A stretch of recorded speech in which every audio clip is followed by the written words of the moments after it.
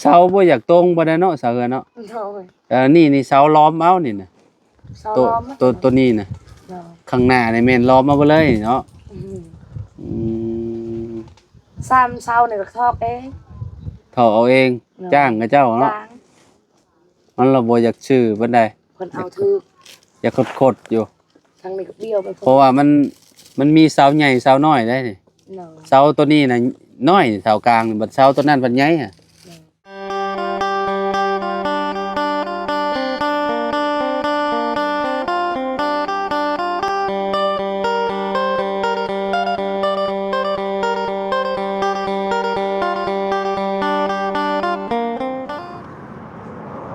พี่น้อยเนาะ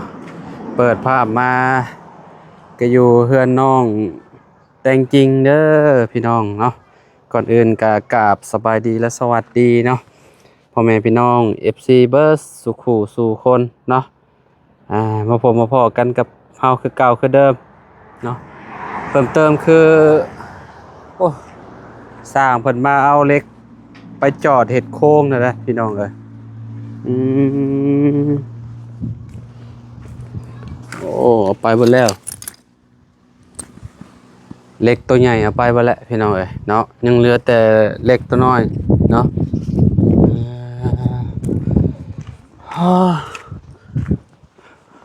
อากาศเริ่มฮ้อนแล้วบาดนี่พี่น้องเอ้ยเนาะปัญญามแรงปัญเย็นย่อสวัสดีโดยเข้ามามังกรให้น้องของน้องแต่งจริงก่อนสวัสดีสวัสดีนั่นล่ะขออนุญาตแน่น้อยหนึ่งเอาสร้างมาเอาแต่เมื่อใดนี่วานนี้เล็กได้ได้เดี๋ยวมีวันยังวันนี่ยังลืมเลยมื้ออื่นมาค่ะมาชงเล็กพี่มื้อแล้วว่า3มื้อเนาะ3มื้อที่3มื้อที่3สมมุติว่ามาเอาเมื่อวานนี่เด้เลยวานนี้น่ะไปแล้วว่า3มื้อมาส่งเล็กเมื่อวานนี้คือแบบว่าวันจันทร์แม่นวันอังคารติบ่แม่นนะวันจันทร์มาให้ข้าววันจันทร์น่ะวันจันทร์เขามาเอาโอ้วานนี่วันหยังวานนี่วานนี่กันเอาเลยใช่เบิ่งก่อนเนาะเบิ่งก็ได้ใช่แม่นเมื่อวานในวันอังคารนี่วันอังคารได้เมื่อวานเขามาเอาเมื่อวานนี่วานนี้วันอังคาร 7:00 นเขามามื้ออื่นก็วันพฤหัสตอนแรงๆก็เจ้าน่ะสิมาส่งเนาะโอ้โหตอนเช้ามาเพิ่นมาส่งคือเจ้าเอาไปจอดอยู่ไสก็จอดอยู่เรือนล่ะจอดสะพานเพิ่นว่าเอาสร้างเซโปนบ่นี่น่ะเวียดสร้างเวียดสร้างเวียดอยู่เซโปนบ่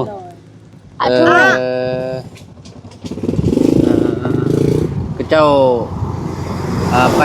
จอดแล้วก็เจ้าก็สิเอามาประกอบอยู่พี่เนาะพ่อเด้พ่อไปสวรรค์แล้วเมื่อสวรรค์แหละไปเช้านี่ไปเช้านี้เลยแล้วว่าอยู่กับยานหมดเงินซื้อกินให้ดูไปหาเงินเพิ่มก่อนจริงๆสิไปอันนั้นบ่ไปเฮือนลุงบ่แม่นอ๋อไปเฮียนเฮ็ดหยังขนมเฮียนเฮ็ดขนมบ่เฮียนทอดกล้วยบ่กล้วยกรอบๆบ่แม่โอ้คักแล้วซะสิได้ชิมมื้ออันน้อง3คนมื้อนี้แหละพี่น้องสบายทอดกล้วยต้องมีไปบ่ไปอ๋อทอดกล้วยในย่านไหมทอดกล้วยย่านมันไหม้บ่ไหม้ดอกเนาะก็เบิ่งเอาแหละเนาะมื้อนั้นน่ะทอดกล้วยจนไหม้เบิดไผทอดเจ้าทอดอยู่ไสก็ทอดอยู่เลยค่ะจะทอดเจ้าใส่น้ำมันหน่อยจ้ะบ่ฮู้บ่คะแนนใส่น้ำมันลายมันก็บ่ไหม้ดอกมันเป็นกล้วยดิบเด้มื้อนั้นน่ะกล้วยสุกต้องหมักก่อนได้เนาะหมักก่อนเด้หมักใส่พวกน้ำตาลก่อนบ่ใส่มันเป็นเฮ็ดมื้อนั้นน่ะมันจะจืดละลามีแต่เอากล้วยสุกแล้วก็เอามาจืนกิน เอามาทอดกินเนาะ โดย เอ้ามันกล้วยสุกมันหวานเด้ หวานนั่นแหละแต่กล้วยอันนี้น่ะบ่ฮู้ว่ามันสิเป็นจังไดเนาะเวลาเฮาเอาทอดน่ะ ลุงเอา ย่าน ลุ มัน ง ฝาดบ่จักเขา บ่ฮู้ อ่า ลุงเอากล้วยอยู่สวนนั่นนี่ อยู่ในบ้านน่ะก็เจ้าก็เฮ็ดคือกันถือว่าก็เจ้าอันเฮ็ดกล้วยบวชชีก็แซ่บคือกันกล้วยบวชชีน่ะกล้วยสุกก็เด้เอาใส่กับอันน่ะใส่กับน้ำกะทิน่ะ เป็นฮัท บ่เคยบ่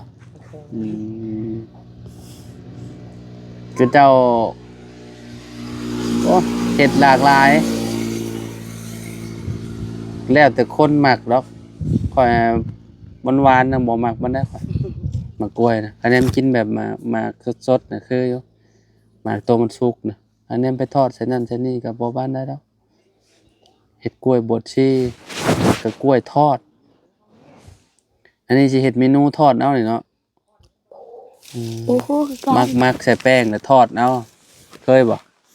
บ่เคย อ้าวมักใส่แป้งแล้วก็ทอดเด้ บ่เคยเฮ็ ลู ด กพี่บ่เคยเฮ็ดแบบนั้นนะ อืม มีแต่จืนกล้วยชุบแล้วก็ใส่ถ้วยชุบแล้วก็ใส่ถ้วยทอดน้ำตาลจ้ำ คือเจ้าทีมคือเจ้าลายบ่อันเฮ็ดอันนี้นะ บ่ฮู้ จักคนว่ามื้อนั้นก็เจ้ามาจักคน เวียดนะ แม่มาจักคน คนนึง มาคนหนึงบ่เออ แต่หัวหน้าเวียดมาเบิ่งเขา2คน อืม แบบว่ามาเอาแลกกับลูกน้องแล้ว บ่หลายคนก็น่าสิ ประมาณ นั่นอยู่เนาะก็เจ้าเฮ็ดงานก็เจ้าไว้ เราบอกว่าลูกน้องเราหลายคนแล้วว่า อ๋อ เราเมาเงินอยู่ชานกับลูกน้องแล้วมัน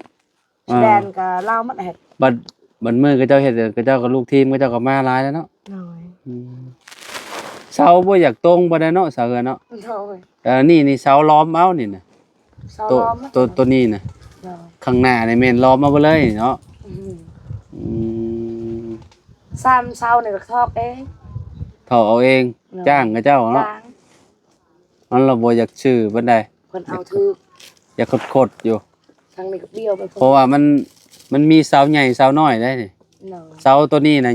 น้อยเสากลางนี่บัดเสาตัวนั้นบัดใหญ่ฮะ น้อย เออต้นทั้งขอก2ต้น แต่ว่าเพิ่นว่าขนาดเขาเฮ็ดทางฮอดบ่ถึง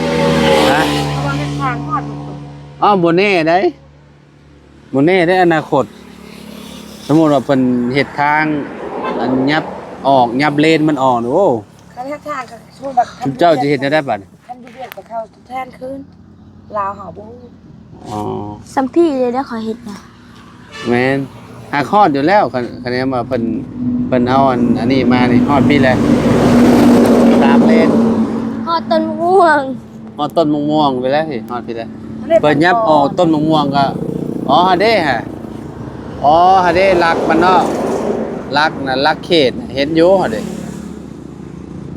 มองคลองน้ำพอดีเลยมันจะมองเป็นยับออกมาก็ คือว่าบ่เฮือนคนเขารีบมันน่ะ บ่ลีกได้เพราะว่ามันซื้อบ่ได้ก็เจ้าว่าเอาแบบนั้นอืม มั่ง เขามั่ง มั่งล่ะอยู่บ่เฮิงจะนักเฮ็ดทางใหม่แล้ว โอ้สมมุติเอาตอนนั้นน่ะ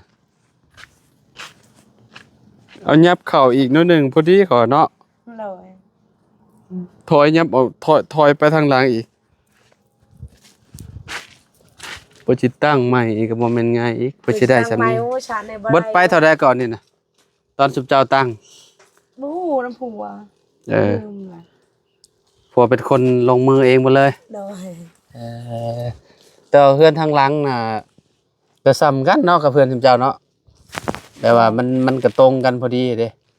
มันก็บ่ได้ห่างกันปานใดมีคนอยู่บ่นี่น่ะ มีแต่เมียนะมันนอนซื่อ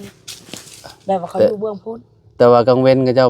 บ่ค่อยเห็นเนาะบ่ เขาอ ค่อย ยู่พุ่นกลางวันบัดกลางคืนเขามานอนซื่อก ลางคืนน่ะมานอนอยู่พี่บ่ ๆเลย อ๋อเพื่อนก็เจ้าก็บ่ได้มีคืออันนั้นคือกันเนาะไฟฟ้าคือกันว่าใช้โซลาร์เซลล์คือกัน เราบ่ได้ใส่หยังเพราะว่ามันมีคนอยู่เด้ อืม บางวันเขาก็กินข้าวกินน้ำทุกคนมี จะเข้ามานอนเฝ้าเงินซื้อ ลูกเต้าก็เจ้าก็บ่ได้มีบ่ บ่มีลูกผัวก็ตายซะ เราบ่ได้มีลูกมีเต้าเราเป็นแม่กระแดงบ่ เลย อ๋อ แม่กันลูกทางครัวแล้วนะ อืม แต่เราอยู่นำแม่นะ ลูกทางผัวแล้วเฮามีเออคนเฒ่าซำใด ยังหนุ่ม หนุ่มกว่าเจ้าอีก เท้าเอ้ย เป็นตาสาวแม่น่ะ น้องของแม่อีก น้องของแม่ น้องของแม่เฒ่า น้องของแม่เฒ่าเจ้า แม่ แต่ว่าเราไม่ลูกคือว่ายังนุ่ม เป็นตาสาว เอาได้ผัวจักคนจ้ะ เพราะว่าเราก็ไล่ปัวนะ แต่หลายผัวแต่ว่าบ่ได้ลูกจักคนเลยคนแบบว่าเพิ่นบ่ได้ถือลูกมาน้ำใส่เนาะเอายังบ่มีลูกมีเต้าอะนะเพื่อนชาติลาดแป้นก็มีไว้เลยพี่น้อง มือสมมุติว่าคันเวียนมาส่งเล็กกับมือเขามาเฮ็ดแล้วแหละ นั่นแหละก็ถ้าเบิ่งนํกันก็เข้ามาคือเก่าแล้วมาอัปเดตให้ FC เบิ่งเอาสมมุติว่าเพิ่นมาส่งปุ๊บเมื่อวันที่มื้อนี้วันที่18เนาะ18มื้อนี้เนาะ หนูดัง พอเขาจริงๆกับ 8 19 3แม่นแหละวันศุกร์พุ่นแหละเพิ่นมาเฮ็ด ก็ใช้ในเนี้ยค่า30เนาะ ชาวหันชาวทางพุ่นกับเราต่อกับเบี้ยวไปพุ่น อืม เบี้ยวนี่ตัวนั้น เปเบลเงาะ บ่ตะกี้ว่าสิเฮ็ดแบบใดนี่คือแบบต้องต่อเสาอีกขึ้นมาอีก แต่จะเป็นอันระว่าวเศร้านี่มันต่ำระว่าว ผัวจะเว้ามันต่ำหรือคนอื่น สร้างนั่นเบา สร้างเว้า พ่อเขาจะจริงบ่ฮู้จักหยังบ่เคยเฮ็ด เออ ก็ตามใจช่างวันนั้นซะมีแต่เราว่าจะแค่เดินไม่ได้เจอ จุมเจ้าสั่งไม้แรกๆน่ะมันประมาณ3เมตร3เมตรกว่าคิดว่านี่เสานี่น่ะสิประมาณ3เมตรกว่า ฮู้คือกันนะ เฮ็ดเทือนดินนี่ก็ต้องระดับ4เมตรห้าประมาณนั้นแต่ต่อขึ้นมาอีกมันก็คือที่ฮู้แล้วก็เจ้าต่อมันก็ขี้ร้าย บัดพ่อเขานี่ว่าคิดว่าบ่มีเงินก็คือบัดแล้วชำได้ก็อยู่ชำนั้นกันคิดแล้วนำมา แต่ได้ก่อคือเฮือนหลังนั้นน่ะคืออยู่เนาะมันก็ได้อยู่แล้วเนาะสำนั้น ตอน เนาะ นี้ แต่จริ ก็ งๆ เฮา เนาะ ว่าสิ ได้อยู่แล้ว ตอนนี้เฮาว่าสิขึ้นเล็กน้อยนึงเล็กใส่อีกคันหนึงพอดีสูงหน่อยนึง แม่นนี่มันยังต่ำอยู่ แต่ว่าเฮาบ่มีเงินเลยเฮาพักก่อน ก่อขึ้นอีกแล้วก็เทข้านอีกก็ได้แล้วมันเป็นหยังเนาะ เฮาว่าค่านี้ได้ชื่อมันตัวนี้ รักที่เคยไม่เคยใจไม่เคยได้เป็นใจแต่ไอ้กินมาจ่าย ค่าเลย เอาขึ้นเนี่ยมันประมาณนั้นเนาะ เลย เวลาเอาย่างลงก็พอดีเลยเนาะ เลยพอดีค่าเลยดูใส่ประตู ไม่ได้หรอก อันนี้มันก็คือลายตัวนี้ตัวนี้ตามดูสู้ เวลาชุบเจ้าก็เอาขึ้นอีก ได้ปะ บ่มีเงินนั่นแหละ เอายับขึ้นอีกเอายับขึ้นอีกประมาณ ที่เคยไม่เคย ไม่เคยได้ เพราะว่ามันต่ำเห็นความเจ้าแหละต่ำลายอะ เอาว่าในครัวเฮาตลอดเลยนะเฮาว่าตามแล้วว่าโอ้ยปะก่อนยังบ่ทันมีเงิน ต่ำเอายับขึ้นอีกนิดนึง เพิ่มกับซีนอะไร ยับขึ้นอีกนึงนี่ ขึ้น เป็น ประมาณ งามเนาะ แม่นเพราะว่า จ้าเท่าไหร่แต่ ต่ำลายมันก็บ่งามเพื่อนมัน จ้า ก็ เท่าไหร่ เวลาฝนตกน้ำอิหยังหั่นแหละมันจะข้าง ว่าจีก็จะ แล้วแต่สิเฮ็ดไปนี่เนาะ น่าจะใช่ใช่ไหมบ่มีเงินเติม นี่แหละเสานี่แหละ ที่จะมาเจ้าดู โอ้ยเสาขี้ร้ายเลยเพื่อนบ่ได้ ยังยัง ก็นั่นปานใด เบิ่งแล้วปีนเสานี่ก็บ่ถึกนี่ละใส่บ่ได้บ่มีไผเบิ่งมีแต่พ่อก็จะเก็บเราปูจัง เอาสร้างแนวใดสร้างมาแต่ไส เสานี่เงือกทางนี้นี่ตัวนี้ออกเนาะ ที่เนี่ยนาย ไผก็เว้า ไอ้ ตัวนี้มาเพื่อจะเฮาใส่จีนมันติดนี่ตัวนี้มันมืนมันบ่ได้ติดปานใด แล้วสิตั้งไปเนาะนี่เนาะ อีกอันฝนายจำเกิดนี่เยอะ ใช่เล็กทางคานทางนี้ชอบมาพีนะ แหน่ แต่เราบ่ได้ให้แบบนั้น เทให้ซื่อ เทให้ ๆอันนี้น่ะบ่ได้จับหยังเลยบ่ บ่ได้จับยัง จริงจริง เออ ในเบื้องนี่ก็ไม่แล้ว เออ จักสร้างอยู่ไสนี่เนาะจักสร้างอยู่ไสว่ะโอ้สร้างแซ่บบ่แซ่บได้สีนี่นะโอ้สีม่วงแซ่บอยู่หมากมังกรพี่น้องเนาะ อันนี้มันตามพวกคันว่าพื้นกับขี้ลายเนาะ แม่น สูงนี่เนาะหนึ่งพอดีงาม แม่น พอดีงามเลยใส่ประตูบ่ได้ใช้ได้ประตูเมืองนั้นมันจะใช้ทางนี้เข้าไปพูดเลย บ่เวลา ใจเนี่ย อันนั้นน่ะก็ต้องใส่ระเบียง เอา ใส่ระเบียง ถ้าคือว่าจะมีงานน่ะจะใส่ผ้าเด็กนี้ให้มันสูงหน่อยหนึงเนาะพอดีงาม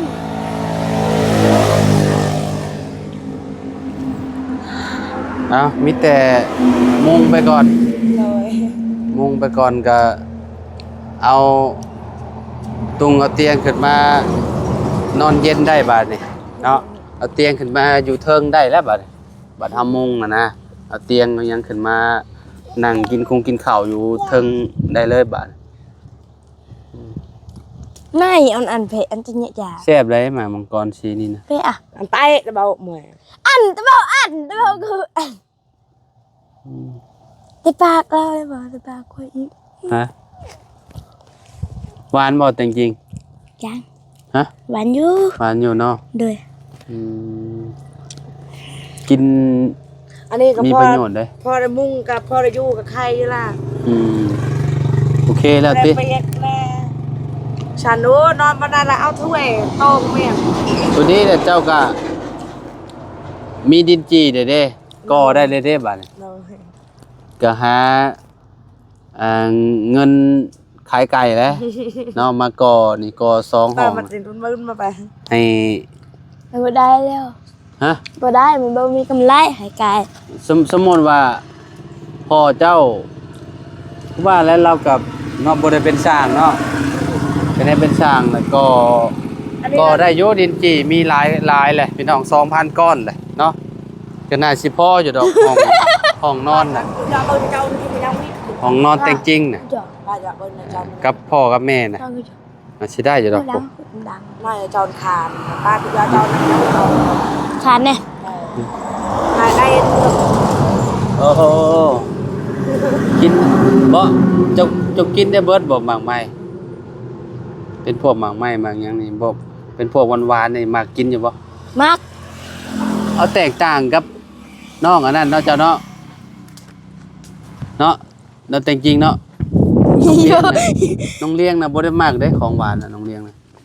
โอ้จริงกินบลเลือ จริงๆเบิ่งคนคือสิมากอยู่ของหวานมันกินอยู่ติอืม อย่าไปยังไงอินฮาเมียจ๋า พูดเออ แต่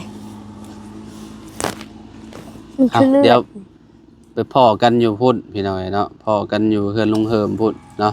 ทาง อัน น้อง นี้ ๆ ก็ เพิ่นสิ ชา พา ทุก กัน แล้วพรซอยชำเนก็ดีใจแล้ว โดย กันเบาก็ออกละ อืม ได้ก็มากไป แล้วมาแล้วโอ้ไปแล้วไอ้สมแดงไปแล้วพี่น้องเอ้ยผมสั่งน้ำเปิ้นแต่ละเทื่อกับนี่แหละสั่งไม้น้ำไอ้ส่งแดงที่นี่แหละแต่จะจากไปพี่น้องเอ้ยสิไปเฮ็ดหัดเฮ็ดขนมเนาะไปเบ่เลยบ่สี่สาวบ่ แม่น นอนรับอยู่บ่ นอนรับ แต่ละมื้อน่ะ นอนรับ คิดว่าคิดน้ำเฮือนน้ำหยัง หึ เดี๋ยวนี้มีคนซอยแล้วนอนก็รับกินนอนบ่รับแต่เรื่องเฮือนเรื่องสาม เออ ลูกผลใหญ่ขึ้นเรื่อย อืม ๆยาก น้ำมื้อน้ำย่างแล้วเนาะ ก็แน่บ่มีเฮือนอยู่เพราะว่าเอาสมมุติว่าลูกใหญ่ซะสิพากันไปนอนอยู่ไสบัดนี้สมมุติว่า4คนเนาะลูก ทันใหญ่แหละก็ อืม ท่านผู้ชายกับไปนอนน้ำน้ำเบ้า อืม4คนได้ลูกจ้ะเนาะนี่เจ้าไอ้เนาะ ท่านผู้หญิงก็ให้นอนอยู่ในเช้าขันใหญ่ แซ่บอันนั้นก็แซ่บพิงหอนเลย กินหมากอันนี้พี่น้องหมากมังกรเนาะหมากสีม่วงเนาะ จริงให้คิดว่าโอ้ยแมวหาชิได้บ่เฮือน อืม คือว่าน้องจะดีคือว่าชิได้ก่อนนะคุณดา น้องเจดีตอนนี้นะ หากยังบ่มีวี่แววมาพี่น้องเนาะแบบว่าก็เงียบเนาะน้องจะดีกับอายปานนี้สิซอยเนาะ จักแลบ่ฮู้คือกันทั้งเบิ่งเนาะโอเคซะพี่น้องเนาะเฮาก็สิขอตัวจบคลิปเอาไว้ส่ำนี้เนาะเดี๋ยวจังว่ากันพี่น้องเนาะเดี๋ยวตามไปเบิ่งน้องๆเพิ่นอยู่เฮือนอยู่ซ่านพุ่นแหละเนาะว่าเพิ่นสิผ่านบ่เฮ็ดขนมพี่น้องเนาะ ชิมฝีมือเพิ่นเอา สิ มึงดู ไหม้ก่อนนี่แหละสิไหม้ก่อนขน สิ ม ใหม่ก่อนบ่แซ่บบ่ล่ะแซ่บบ่ นับมา แซ่บโอเคไปพบพ่อกันใหม่พี่น้องอยู่ดีมีเฮงบ่สุขทุกคนขอบคุณหลายๆเนาะที่มารับชมคลิปเนาะเอาก็ขอตัวแล้วสบายดีไปเอ้ยสบายดีเด้อขอไม้นั่นล่ะเอาอึ๊บพี่น้องเอ้ยเนาะจังได๋ก็อยู่ดีมีเฮงบ่สุขทุกคนพี่น้องเนาะ